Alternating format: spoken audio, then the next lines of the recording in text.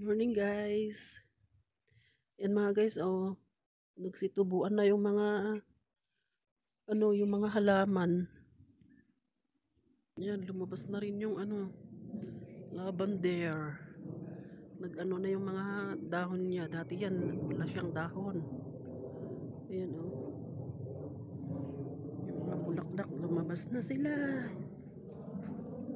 Ayan. Ayan gaganda ng mga bulaklak. Ayan.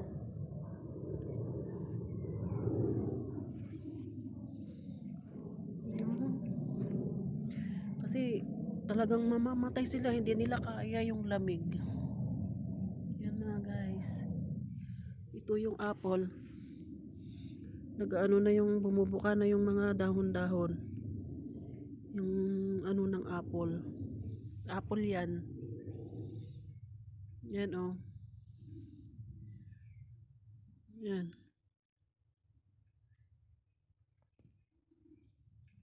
Puno ng apple.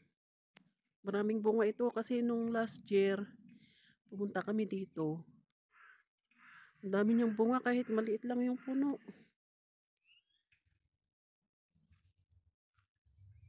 Pero ang lamig pa rin dito sa labas mga guys. Ano yan Yan. Namumukadkad na ang bulaklak. Ayan siya Sabi ko na kukuha ako, ilalagay ko doon sa sa flowers na binigay ng mga bata sa akin noong Mother's Day. Ayan. Naglabasan na yung mga dahon. Kawawa naman sila kasi dati.